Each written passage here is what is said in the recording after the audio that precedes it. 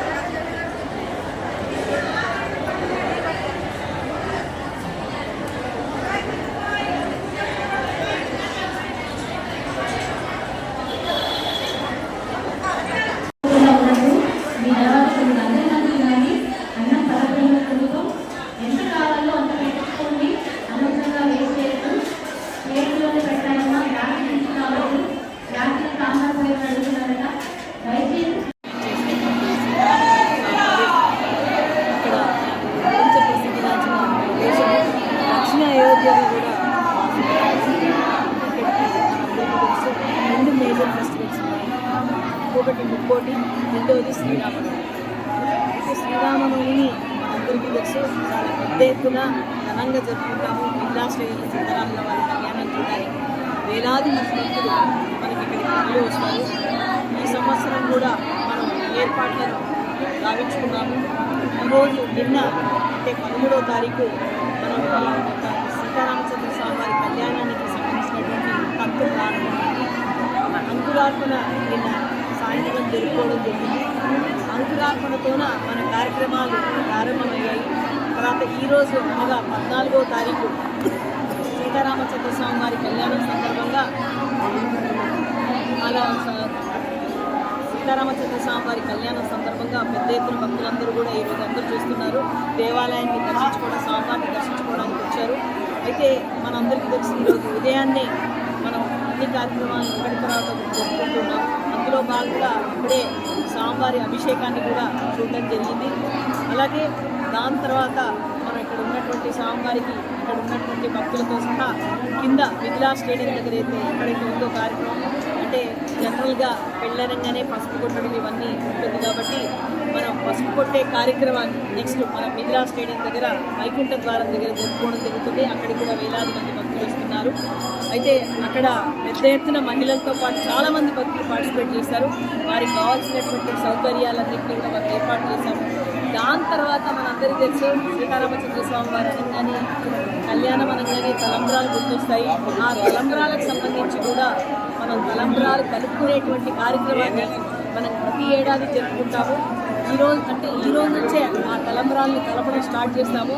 ఏదైతే సీతారామచంద్ర స్వామి వారి కళ్యాణం తంతు అవన్నీ జరిగిన తర్వాత అంటే 6వ తారీఖు ఏప్రిల్లో సీతారామచంద్ర స్వామి వారి కళ్యాణం తర్వాత ఆ యొక్క తలంబ్రాలని భక్తులకు కళ్యాణం వెంటనే భక్తులకు కూడా ఉచితంగా ఇవ్వడానికి చాలా చోట్ల మనం ఒక 19 సెంటర్లను వాటిని ఏర్పాటు చేసుకోవడం జరిగింది. 60 కౌంటర్స్ ఏర్పాటు చేసుకోవడం జరిగింది.